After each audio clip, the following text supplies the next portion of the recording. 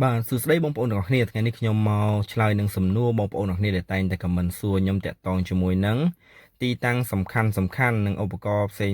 sensor ផ្សេងនៅលើតួម៉ូតូ Yamaha PG1 ណាឥឡូវនេះខ្ញុំនឹងមកធ្វើការបង្ហាញបងប្អូនទាំងអស់គ្នាឲ្យច្បាស់តែម្ដងតើវាមានទីតាំងនៅកន្លែងណាខ្លះដូចជាអាគុយម៉ាញ៉េតូយ៉ូតសាក់ឬក៏ Versip ជាដើម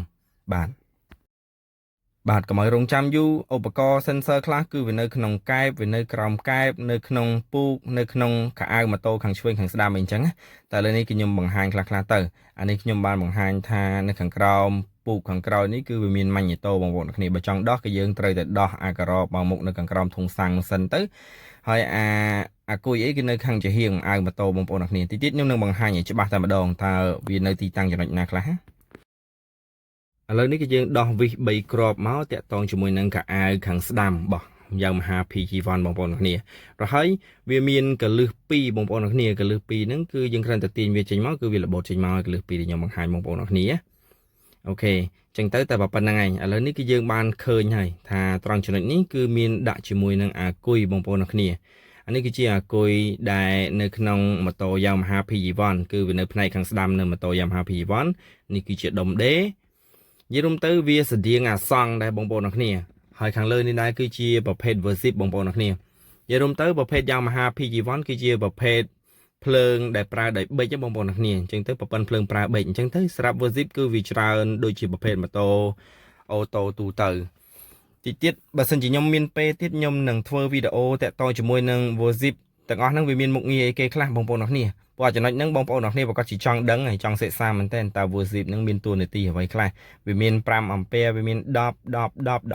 15 អញ្ចឹងណាហើយតួនាទីរបស់វាក៏មាននៅលើការ៉ប Versip ដែរបងប្អូនគ្នានិយាយរួមទៅគឺពិសេសមែនតើបើសិនជាបងប្អូនចាស់អារម្មណ៍កុំភ្លេច comment ប្រាប់ផងខ្ញុំនឹងធ្វើវីដេអូតាក់ទងជាមួយនឹងតួនាទី Versip នីមួយៗបងប្អូនគ្នាតើវាដើរពីណាទៅណាពីម៉ាញ៉េតូទៅណាអញ្ចឹងណាអូខេនិយាយរួមទៅនឹងឯងកន្លែងទីតាំងអាគុយហើយមកខាងលើនេះវិញមកនៅពេលដែលបងប្អូនបើកអាការ៉បកែបខាងក្រោយមកគឺទីតាំងរបស់ម៉ាញ៉េតូបងប្អូនគ្នាហើយនេះវិញគឺជាទីតាំងរបស់ដូច sensor នៅពេលដែលយើងជួសជុលគឺយើងដោតជាមួយនឹងឧបករណ៍ scan របស់យើងទៅគឺយើងអាច check មើលបានហើយថាកំហុសវាមានបញ្ហាអ្វីដែរហើយត្រង់នេះដែរក៏មាន Versip មួយទៀតដែរបងប្អូនគ្នា Versip នេះក៏មានតួនាទីរបស់វាផ្សេងទៅទៀតទៅព្រោះ Versip គឺវាការពារកុំឲ្យគប់ប៉ះពាល់ទៅលើឧបករណ៍ sensor អញ្ចឹងហើយ Versip វាមានច្រើនគឺល្អមែនតើបើសិនជាវាមានបញ្ហាឆ្លងភ្លើងអីទៅគឺវាឆេះតែ Versip ទេបងប្អូនគ្នា Versip មកក្រាបតែប្រហែល100ទេតែបើថាវាឆេះ sensor វិញចប់បដោយម៉ូតូរបស់យើង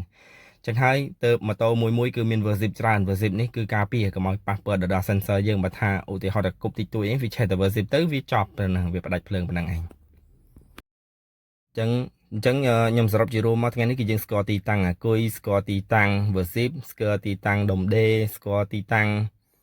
តិចទៀតខ្ញុំនឹងបង្ហាញទីតាំងផ្សេងទៀតបើសិនជាខ្ញុំបានឃើញត្រង់ចំណុចណាគឺខ្ញុំបង្ហាញហើយបើសិនជាបងប្អូនចង់ដឹងក៏អាច comment សួរបានផងដែរបងប្អូនគ្នា comment មកខ្ញុំនឹងអាន comment បងប្អូនអរគ្នាហើយខ្ញុំនឹងយកមកធ្វើជាវីដេអូដូចជានិយាយរួមទៅស្តៀងអាសង់ដែរម៉ាស៊ីនរបស់វាបងប្អូនអរគ្នាដោយសារតែដុំដេវានៅលើម៉ាស៊ីនតែម្ដងហើយវាមានដូចជាបប៊ីនតួវានៅខាងលើនេះបងប្អូនអរគ្នាចឹងហើយគឺងាយស្រួលដែរដល់បងប្អូនធ្វើការឆែកពិនិត្យមើលអញ្ចឹងណាអាកន្លែងនោះ O2 បងប្អូនអរគ្នាគឺចាប់ចំហេះម៉ាស៊ីនចំហេះអូស៊ីស្មានចឹងហើយវីដេអូនេះមានតែប៉ុណ្្នឹងទេបើសិនជាបងប្អូនជួយ like share និង subscribe ទៅ YouTube ខ្ញុំមកប៉ុណ្ណាសងម៉ូតូវ៉ាន់ជម្រាបលាបាយ